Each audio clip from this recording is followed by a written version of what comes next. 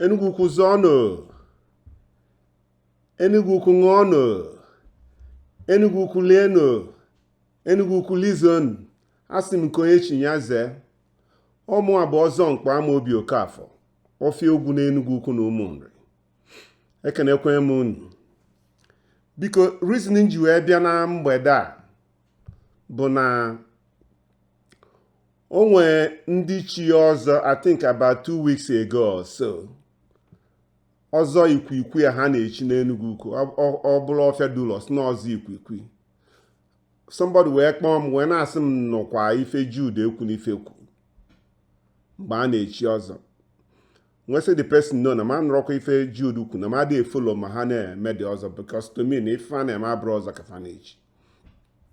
The person wee kọbalụ m everything kọsịa wee sị ya no na ọ dị sure na ife a niile ọ na-akọrọ m na ife Jude kwu na that I don't like to operate in hearsay. Ma nwee the video. Osim don't worry, no get send him the video. Say yeah, send the video to me because now I didn't follow anything ha na-eme. But before I send them the video, now one of the platforms in the Enugu ukwu mfu video Chukwudi Agwuna mee in response to ife Jude ekwu n'ife kwu. So more they interested on that video. We don't never quite the same video. But as usual, after OTC the video, people were going back and forth debating whether na ife Jude ekwu n'ife kwu amount to an insult to Igwe Agwuna or not. So you guys were going back and forth on that video Chukwudi tinye, because Chukwudi tinye the video. Tinyekwa video ebe Jude ekwu n'ife make some statement. So people focus on that statement on the video Chukwudi Agwuna make. Look, we are all entitled to our own opinion, right? But we cannot confuse that with the fact. Maka eziokwu bụ eziokwu. Because reason ji wee bịa just to respond to this video, because while you guys were arguing back and forth, unu overlook the actual lies Jude ekwu n'ife make on that public statement. So nobody even touched it. We are just focusing on the statement Chukwudi Agwuna make. So, and that was the only reason. And after that, watch that video, the person where forward come the main video Jude ekwu n'ife and the statement Jude ekwu n'ife make on that particular day. So some of you after the whole video, even for just that little clip, Chukwudi Agwuna tinye, you should go back and nene the whole video where for all the lies, all the character assassination. It was almost an attempt by Jude ekwu n'ife to rewrite the tradition of Enugu ukwu. To be honest with you guys, I don't know his goal. But after watching that video, I believe na Jude ekwu n'ife ṅụ mmanya. He was drunk. There's no doubt, because there's no anybody reasonable getting that video for an attempt where Jude was trying to rewrite history. And I can understand why Chukwudi Agwuna were upset. So, and those kind of statements, and that's why you believe on all the very, very necessary that I respond to that. So actually, me point out the only reason you made this video. So when I will go through it.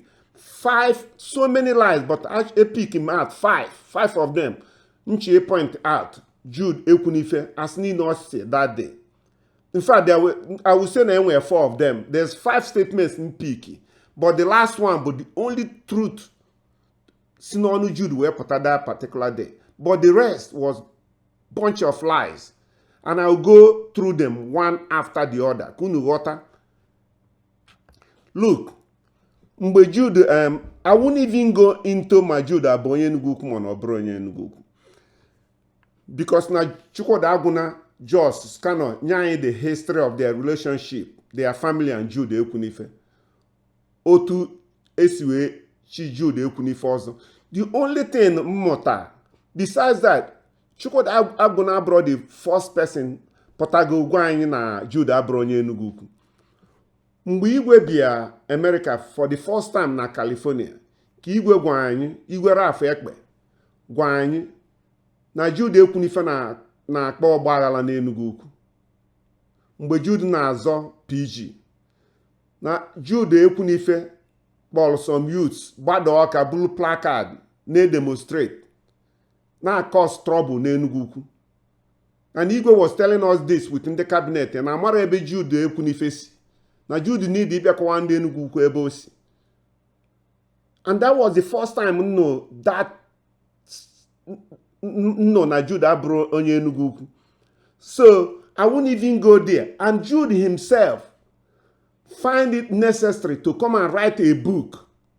Only there's something telling us case in and kanka. But like I said, I'm not going there. Because even Ugo Buzio has once accused me na ma bronye Enugu, because I'm not there fair accused them na bronye Enugu. But Ugo Buzio accused him na ma bronye Enugu. I didn't see the need for me to go and write something. Kawaba Ebensi. Because even after Buzio made that statement, Enugu fired back at him. I didn't even have to defend myself. But that's not why I'm here. The only thing na ife Chukwudi Agbuna gwa anyị bụ na Jude Ekwunife na ọzọ ochi nwee ebe o jedebe. So Enugu kwakwu nnụlụ ya na Agbuna make clear na ọzọ a na-echi gị na o nwee ebe o jedebe. Ada ama echi na Jude Ekwunife pụta ọzọ bụ Igwe Enugu Ukwu, maka a na-anụ rumor na uche dị na izu Igwe Enugu Ukwu. But that's by the way. Actually, me got through all the lies Chukwudi Agbuna Jude Ekwunife make on that day hachi ọzọ ikwu ha na-echi. The first asị Jude say bụ na ọ sị na after echisi Igwe Agbuna Igwe Enugu Ukwu, o wee chụrụga ọpa ikwu n'akụkụ. Forcefully chụrụga ọpa ikwu n'akụkụ wee nali onye isi ọzọ. Amara m ebe Jude Ekwunife si enweta this statement. This is why I'm telling you guys na ọ na-achị rewrite history and tradition. Onye ọbụla bụ onye Enugu Ukwu nọ ndụ den, mana Igwe Agbuna nwee whole lot of respect for people. Na ndị nlote mgbe Chukwudi Agbuna make that video, je listen to the video. Ọgwụ na onwe mgbe oge elu, ọbụna ọ ghọtachara, ọbụna o dosiri anya nya bụ Igwe Agbuna na ọpa ikwu ka ọ na-akpọ, ka ọpa ikwu kọwalịa. Igwe Agbuna nwee whole lot of respect for ọpa ikwu. And onye ọbụla bụ onye Enugu Ukwu nọ ndụ den, even mụ abụ ama Obi Okafọ, I remembered na ọpa ikwu melide onye isi ọzọ, nya ọtọchara ọzọ, nya atọcha ndị ọzọ niile. O meride onye isi ọzọ, ike wee gwu ya. Agbuna wee take over. And I can tell you guys, na ọ bụ na o nwee one individual Igwe Agbuna nwee respect for bụ ọpa ikwu. Agbuna na-aga ọjị ma ọ nọ jide okwu n'ọnụ na public. Who are you ịbata akwụsị okwu? Who are you? Agbuna ga-anọ n'ọgbọ na-ekwu something. Mmadụ abata ebe ọbụla ị na-ekwụsị. The only person Agbuna ga-akwụsị ma ọ na-eme anything bụ ọpa ikwu. I can remember as a young person mgbe ndị na ụmụazị, maka ebe ọbụla ọpa ikwu na-aga, ọ na-anya akpa nwa agụ ya anụ ọ na-anya oche ekwu, ọ na-ebu oche nke ya. Ama m twice na mbugo dị oche wee buru ya buga ma ha ji ime meeting na nke Igwe, because na reason ndị ọzọ ji eme meeting na nke Igwe that time bụ na be Igwe Osta Agbuna bụ a central place ndị ọzọ ga-ezukọnwu. Mesi egbu mgbalata ụmụọkpọlere for ebe ọpa ikwu bi, unu afụ na be dị very small. Be a man contain ndị ọzọ then. So be Igwe, and you can imagine the caliber of men she ọzọ then. And anytime, one time I remembered mgbe ọpa ikwu na-abịa be Igwe, ọ bụ na Igwe na ndị mmadụ nọ, ọ na-ekwu okwu ma ọ na-aga ọjị, ọpa ikwu bata, Igwe stop. ọpikwu galụ onye ọbụla na-echie oji nwanyị ndọbali ochie ọpikwu nọdị anị nyara akpa ọ n'anya kotuo na I was watching agwụna na-echie ozugbo finish o wee bido onwere onye other person agwụna na-aka ọda kind of respect except ọpikwu. So Jude pụta na public si na agwụna chisi ọzọ kwalụgo ọpikwu n'akụkụ. That was a bunch of lies. And Enugu Kuma na-asị ka Jude na-asị ọpikwu meride onye isi ọzọ ike ọzọ wee gwa ya ọzọ a ha na-echi mgbe ha chi ọzọ ka nnụ na nwaanyị na-abata. Ọ dịka that Justice Agatha Okeke na-abata ha ncha niile akwụsịsị na nze bata ebe okwu. Ka anyị imagine mgbe agwụna nọ ndụ na-echi ọzọ ma ọ na-eme something nwaanyị abataba asị anyị na nze bata ebe okwu. It's impossible. And the funny thing about the whole thing bụ na njigbu na Jude ṅụ mmanya. The person Jude na-asị na afụ nze ebe okwu bụ that Justice Agatha Okeke. Jude Ekwunife was one of the benefactor of that lady. Ndị ọzọ niile nọ dị all that woman ba ha ọgaranya. But Jude could not even remember her name. Osna Agatha Ayika na-abata. I mean, can you imagine? Unfu Jude that the ungafu no ọṅụ mmanya ma that doesn't generate the video. Ọ na-aka oli onye ma ebe opi alisigo ebata chịrị afọ ọzọ wunye pụtasị na ha na-echi ọzọ. If somebody help go unu che niile nọ there, you couldn't even remember her name. Aka na-ekwu na olotere afa Justice Agatha Okeke ọ sị na ndị avọ mmemme ọ na-ekwu something about avọ mmemme ọ sị na ndị abagana eme nka ndị abagana eme nka onye aṅụ mmanya I mean pụta na public na-asa asịsa so and that was the reason ụmụ agwụna ji wee pụta make that statement because they know na Jude was lying on their late father. And I'm very, very proud of Mkpume to come out and make that public statement. That was the first lie. Another lie Jude Ekwunife pụta that day na-akọ bụ na ọ sị na o ketelu na ọfịa duru na-azụ onye bụ onye isi ọzọ. Because na o ketelu na ọfịa duru na-azụ onye bụ onye isi ọzọ, I will create a committee to go and look into onye bụ onye isi ọzọ. That was a blatant lie. I say, look, ngagulun ejim the letter. Ndị ọzọ after Igwe agwụna nwụsị enwe vacuum because no Igwe bụ onye isi ọzọ bụrụkwa Igwe ya bụ onye isi ọzọ bụrụkwa Igwe after Igwe nwụsị awe nwee vacuum. Ndị ọzọ wee form a committee to look into all the issues that were coming up then. And also to go on in their books. That was the only reason they were formed that committee. At any point, Oketele and Ofedul no na azonye bo onye isi ọzọ. No. Because even Oketele na azonye isi ọzọ then, I rather Oketele then and Oketele no America then. Ofedul no nwe na Abuja. So ndị ọzọ wee form this committee ka eje neba anya onye bụ onye isi ọzọ also and other issues. Ọ bụrụ na a na-azọ anything azọ just to see a way to move the Enugu Ukwu forward because of that standstill. I will create the committee and I will read the letter in the committee after her meeting. I don't know why Jude and some of these Ndozo are bent in keep talking about this Onyisi Ozo. I know at 2025 we're still talking about Onyisi Ozo. Yet I read letter HBM Ofedulu Onyisi Ozo. And I need to read this letter to you guys. But before I go this letter, can go in 2008 then Oketela in America. And more about Mobile for J visit to Oketela. I be Oketela na call anya just now going everything. Oketela we na akọ na mgbe ochisi ọzọ. Na nya ha bụ Oketela mgbe ochisi ọzọ na onwe ebe ọ ga-elu ha ọchị bata na mankwu ya ka ọ bata.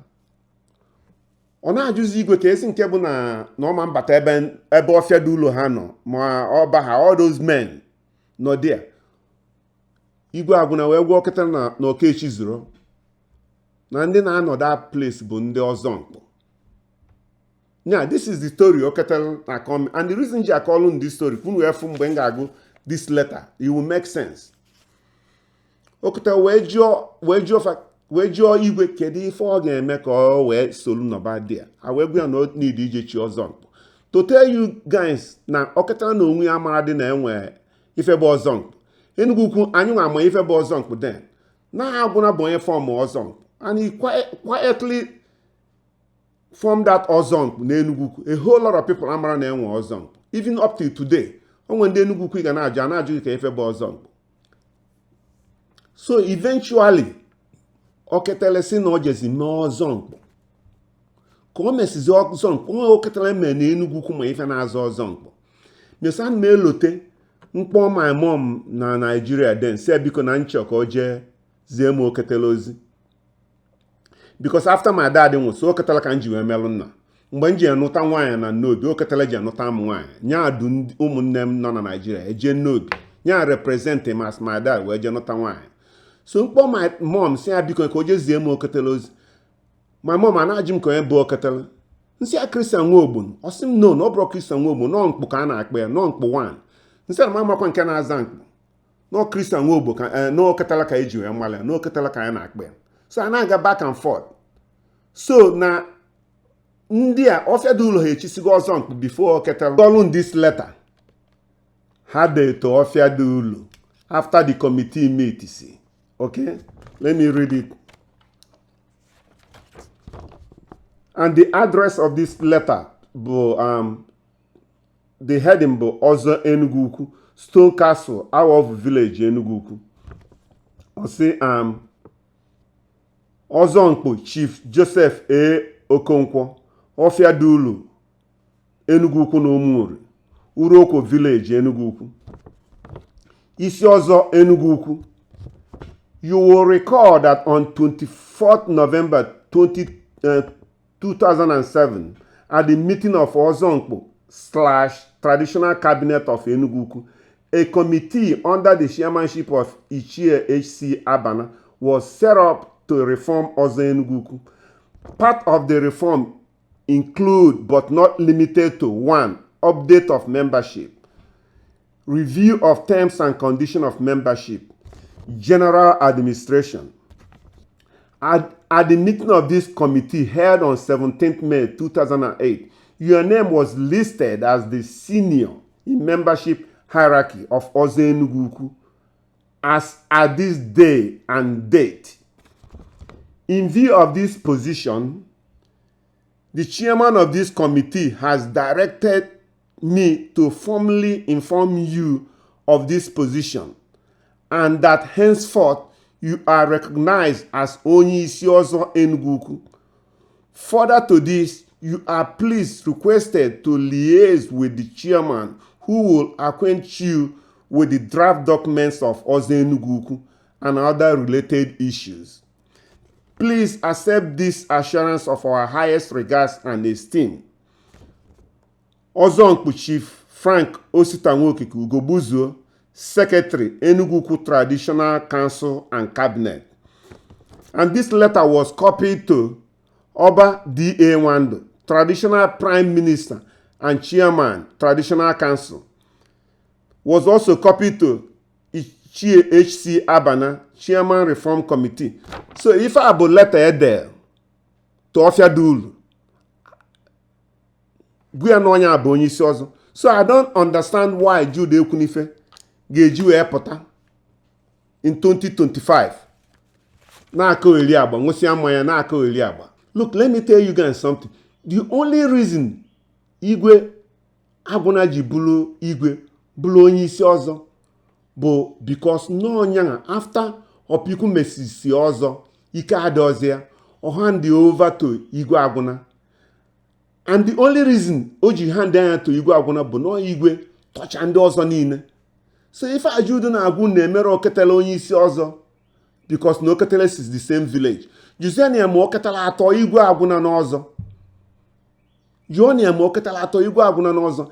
And mgbe Igwe na-eme ọzọ, kedu onye bụ the media aid Igwe den bụkwa MC ọnọbụrụ this current Igwe Raf Ekpe jụọ na Igwe Raf Ekpe reason eji wee mee Igwe Agwụ na onye isi ọzọ ọnọbụrụ Igwe Tosi, and that was reason Jude ji egwu unu na mgbe emi Igwe Raf Ekpe Igwe na Raf si na nwere anything to do with ọzọ na he doesn't want to ịbụ onye isi ọzọ anything because na Igwe Raf Ekpe ghọta as Igwe no nwere anything to do with nyanwa ịbụ onye isi ọzọ, and agwakwala ya agwa na ịbụ onye isi ọzọ na ịbụ Igwe eminokwe na ịbụ onye isi ọzọ, and o kwete. And Jude said it in public na Raf Ekpe denied na ọ chọrọ ịdị involved. He's happy na emele patron. Igwe bụ patron ndị ọzọ, and onye a bụ patron anyị mgbe ọbụla o ji wee nachieta azụ. So Igwe never wanted to be part of this ọzọ, but along the line ndị a niile na-cause trouble, they went somehow to convince Igwe to come and start fighting their battle. Because all this battle ain't anything to do with Igwe Raf Ekpe, but they managed to lure him into fighting this battle. The Sagwamun Igwe Raf no ogologo akpele. And that was the only reason. So the teenage they go for no now. It's neighbor culture minister. Did abandon ozo Enugu. Actually, I'm not Enugu. Or do it possible na somebody like Igwe Igwe Agwụ na Ndụ. Ni Igwe ga abandon ozo Enugu. We solo mazo omuamu sina ha na forge indigenous ọzọ or people's association. Or the possible. Omo ife ga na na wonder. You now wonder what is going on. Ona kata Igwe Agwụ na unu claim na unu respect. Also nyanga so ebido or just abandon ya for what? Because I'm still trying to understand. And that's the problem. Because the teenage they go Hana tries it to rewrite history. Ebe ha pụta ha na-akọ eli. Unlote nke a na-akpọ Elijah Onyagba, that former ambassador. Unlote not too long ago ka ọ pụta. Gunu no only something others, no supremacy of Igwe. Ochi Igwe onu no Igwe nwe everything. This is their plan. They say volume 1, si na volume 2 ga-apụta. Aka na-eche Elijah ka ọ bịa dee volume 2. And this is one you are Enugu. That young man a na-akpọ Elijah, I'm also totally disappointed with that guy. Onye katon 40 years mbosi a wee bi call anyị maka ọzọ Enugu. Maka ha ji Abuja ha na-eje pụta isi ha ekosie bi call nna gị maka ọzọ Enugu. Onye apụta si na ọ na-azọ anything na say put unu evote kwa n'alia maka o jide Enugu kwa ole ife niile dị n'Enugu. Ije na village ya na sọsọ anyị ka ha na-azọ. Onye adịde Enugu kwa nwere eziokwu dị ya n'ọnụ.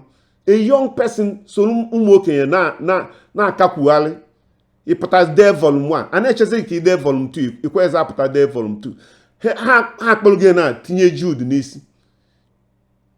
Oketele bụ Ọfịadụ ụzọ wee chi ọzọ n'Enugu, yes, mana Ọfịadụ uru bie ụzọ wee ma ọzọ mkpụ na ndị onye ọbụla mana ọzọ mkpụ ka ogwe ọzọ, and that was it.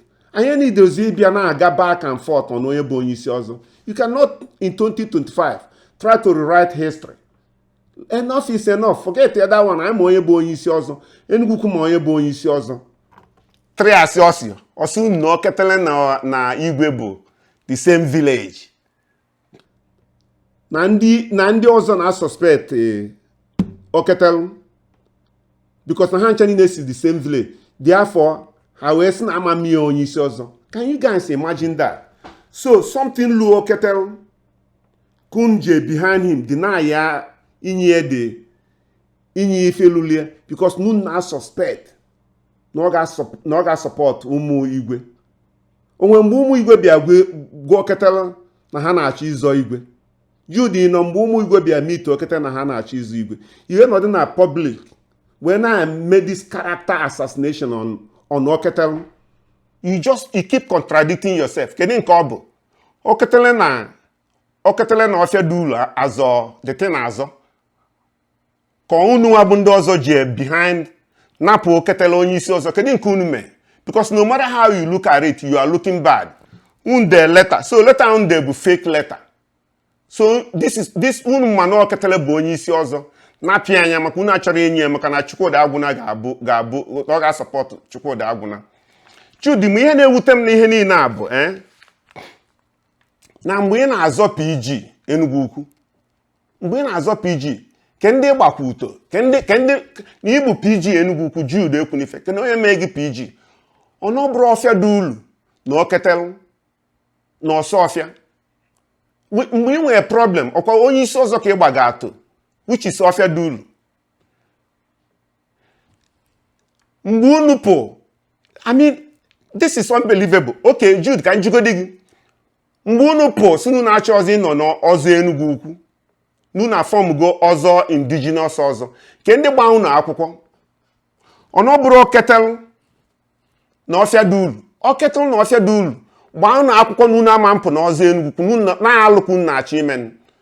They went to court trying to stop you people from ịpụ ọzọ Enugu Ukwu. Nekwe the court papers. Onye chọrọ esendigo m ndị mmadụ all these papers. Na the court paper Oketelu na ọfịa dị ulu na Ọsọfịa bụ ndị gba unu akwụkwọ mgbe unu na-achọ ịpụ si na unu na-eji fọọmụ ọzọ ikwikwii. Oketelu bụ unu na-alụkwu na-eme na adị agbasa ọzọ agbasa. And that was the biggest problem unu mee. Because ọ bụrụ nun ka nọ n'ọzọ Enugu Ukwu today, unu ga na-anụ onu m, why will I be here talking? One ga-eji nọ here na-atọ, there's nothing for me to talk about. I mean somebody onye ọbụla mana Oketelu bụ a very respected ọzọ n'Enugu Ukwu, ọzọ nkụ n'Enugu Ukwu. Ka ịpụta na public nwụsịa mmanya na-agwa anyị na reason unu bụ ndị ọzọ ejiri wee mee Oketelu ọzọ bụ na ọ chọọ isi n'azụ wee support ụmụ Oketelu. I hope na ụmụ Oketelu will come and will call you just like Chukwudi Agwuna. I'm not here to talk on their behalf maka ụmụ Oketelu ka nọ ndụ. But this is pure character assassination on the person like Oketelu. I'm pleading with you because ịṅụsịa mmanya pụta na public, stop mentioning Oketelu's name. You also even invoke Oba Nwando's name because a family like ndị be Nwando adọdị mma ịpụta ịnọdụ na-akọ elu ife anyị na-akọ elu. Because ọ bụ na that family bụ troublemaker, any of you ma ihe niile na-azụ igwe ma whatever, ke ndị ga-challenge with that family ma ha pụta based on anything.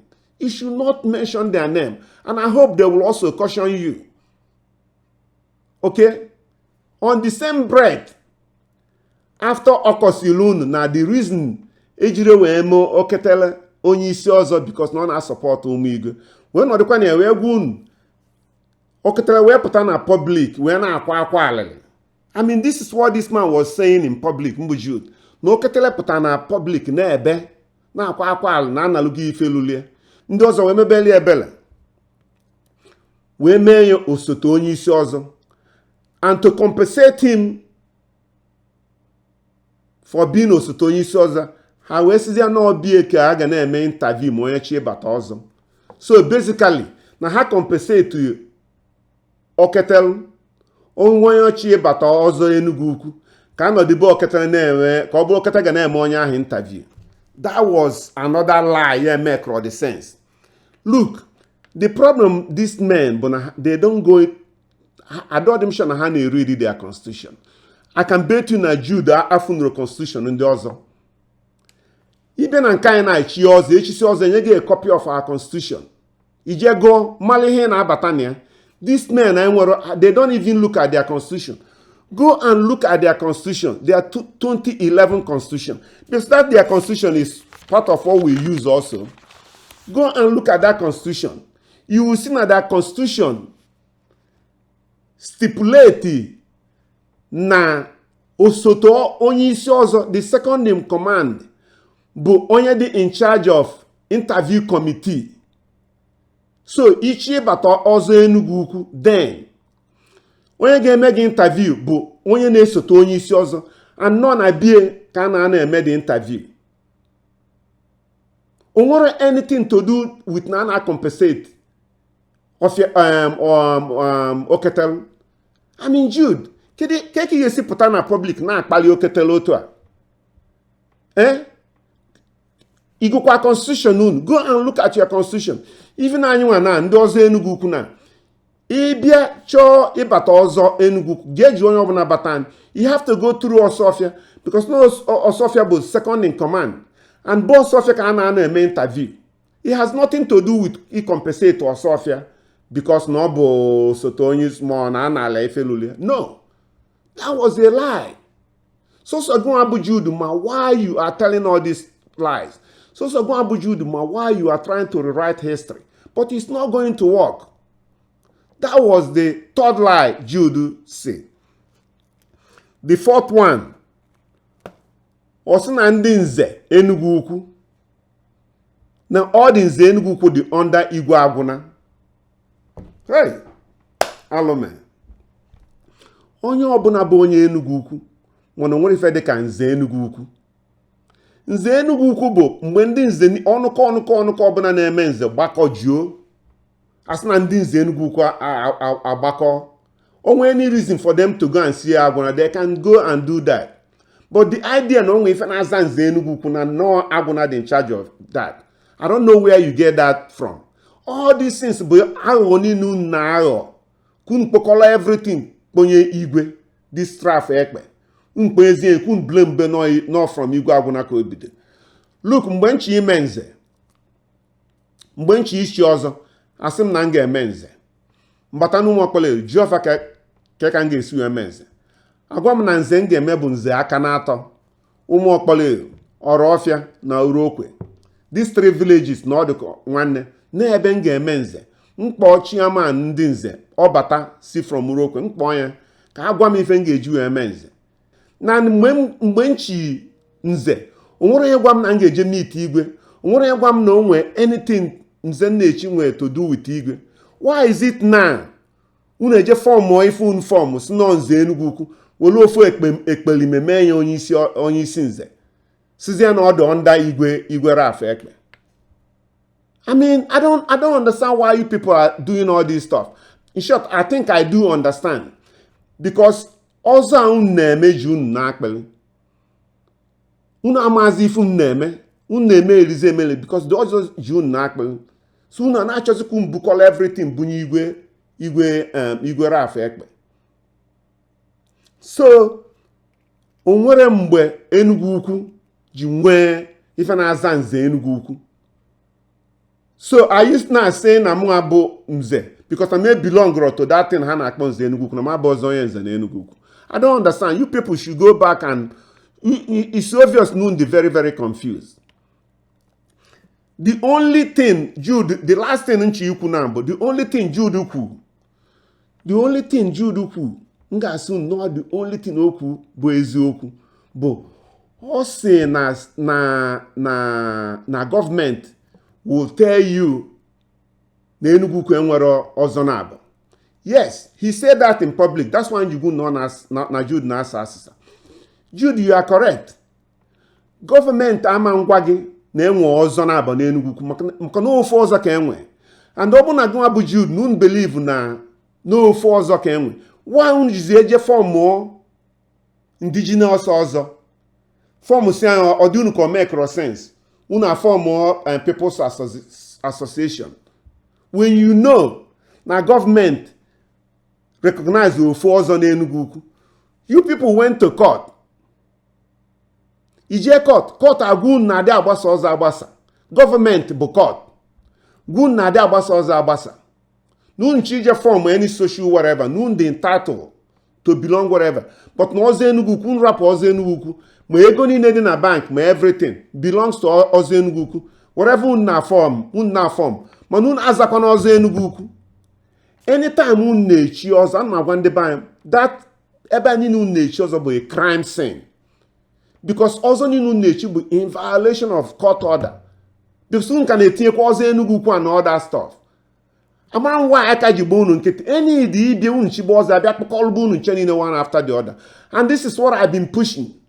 Ofedu unu asị ka eji nwa ka eji nwa ya. Ndị niile na-abịa ebe unu na-echi ọzọ ife niile unu na-eme bụ crime scene. Agwagwa unu obodo agwagwa unu court agwagwa unu law agwagwa unu. Yes, you are correct. Na ọzọ unu na-echi abụrụ ọzọ Enugu Ukwu. Yet unu na-awobute ndị mmadụ na-echife ọzọ. Because na I bi n'obodo enwere any respect for rule of law. Ọ bụ na obodo nwere respect for rule of law. Onwe onye ma ife, onwe onye ụbụla ezu oke ga-eje kun na-echi ọzọ. Mana fake ọzọ kun na-echi. Look, and I'm telling you guys, no matter the amount of peace unu na-achọ ka emechego that peace, ndị niile unu na-echi ọzọ, we cannot recognize them as ọzọ Enugu Ukwu. Ha bụrụ ọzọ Enugu Ukwu because mụa Enugu Ukwu nwe ofu ọzọ, mụa mara nke na-aza indigenous and ọzọ social club or ọzọ people's association. Ife niile ha na-eme bụ they are pretending like na like Igwe Raf Ekpe. They don't like Igwe Raf Ekpe. Ife ha na-eme ka ha pigbuola anyị Igwe because they are the whole power. Otu ha si ebodo Igwe agwụna ka ha ga-esi bodo Igwe Raf Ekpe. Ma Raf Ekpe nwụrụ asị ya no Raf Ekpe zọkọrọ everything. Because their plan, ha believe na ife mee Raf Ekpe today, no ha ga-ewepụta the next Igwe. Mana ha mara na ha abụọ dịrị ọzọ, ha ma mmenwu the vote sef. Na Igwe azọba Igwe Enugu Ukwu today. Ha ma mpụta the vote o. Ụfọdụzie iwepụta Igwe. That's what these men don't understand. They think that we are joking. This is not a joke o. I'm waiting for you guys. All the plans Ninu na plan will flop. Before I sign out, onwe document info na float around. As Ugobuzo there. Has no response to false allegation made by Chukwuda Agwuna on Jude Ekwunife. If Rosine Ugobuzo, he accused Bezie Chukwuda Agwuna na make false accusation. One no nuwa Gwabu Ugobuzo, all nuwa bido this rumor on Jude. If any na kumaka Jude Ekwunife, Gwabu Ugobuzo, you are involved. Kedin kebe nwe kenta. Nkebe nwe kenta na Orofia de how many pages about Jude Ekwunife. Ono buru nuwa nyeli all the information ife ni no na-ede. Mgbe Igwe bịa America na call anyị maka Jude within the cabinet ya. Jude menka ka ebe Jude si. Ono buru nuwa na-ede maka Jude Ekwunife. You are now trying to defend the same person nọ n'azụ ya na-akọtọ. Jude is sleeping with enemies. That's the problem. All Nua. Allah ninu na loko is now coming back to bite you. Nezien obuna Jude afrozo onye ga defend you. Obugun abu Ugobuzo. This is so funny. Ugobuzo, let me tell you. Enwem special video for you coming. Allah nini na alu n'Enugu Ukwu. Maka ife niile na-eme n'Enugu Ukwu, you are involved. Ibu ekwensu nya, ekwensu nke gị bụ ekwensu dị ndụ na-aga ije. Ọ ife ịbụ. When everything I'm not personal. When you put a video about you, I will also go personal on you, Nkegi. Because if any now made you are actively working to find somebody get there about me. You put a go Gwanden Wuku na Abronye Nuguku. No, if I get fame and Oga Hafapatake Biako. Ibu Ekwensu na Gije. I only feel sorry for Jude Ekwunife. You are now defending Jude. We're not giving about the architect of all this information now fly around about Jude. Mana, and what good moku just when did video ngeme about you Gabia? Ndeba when did Ugobuzo? I bought nature retire. I will retire you. Ina aju Chukwuda Agwuna ka ife ọ na-alụ. Gwa bụ Ugobuzo gị nke ị na-alụ. I nwe aka ọlụ. Ọ na nwunye gị na-enye gị nni. Onwe ife ị na-alụ iteta ụla ije na nke Igwe na-akwụalị. You don't have a job. 40 years ago, onye ebe ị na-alụ ọlụ ego izute wee bido na ekwere gị nlọsị. Abịa ekpologo n'ọba Agwụna ka ịgbana. If not Agwụna ka nọ nga by now. If I dey make it na public na aju Chukwuda Agwuna if on alụ. One again when nwere ife na alụ. I used to feel sorry for Jude Ekwunife, but I don't feel sorry for him anymore. Because no ye patanko arosin gwele patali olele. And Jude, ndị anyị na background, they don't like you. All ha na-ebu all this rumor about you. Okay? And you know that. Maka ma mgbe bịa Chicago if you gwa anyị about all these men. And you know, Nandika Hana Eriko, they don't like you. They envy you. I used to feel sorry for you, but I don't feel sorry for you anymore. Then Ugobuzi Ibia defend the beg in public. That's a laughing matter. You need each another person. Ugobuzi had what they qualify Ibia defend anybody at all. Maka nwoke boalo. Ebobun Ugobuzi, anything Ugobuzi etinyaka, the ten and one kong. Ekwensu, ndị na-emele bele bụ ụmụ ya. Maka na asị na evil that men do leads after them. Ọmụ Ugobuzi ka na-emele ebele ma ọ bụ na ọ ma mpụta bịa saa asịsa nke ya. and ugogbuzie na ndị be anyị si na okenye gba aka ọha agba ọ bụ na ọ bara n'ụlọ ụmụazị awụọ ya aja. My next video bụ on you, special one. Na-eche ekenekwe m unu.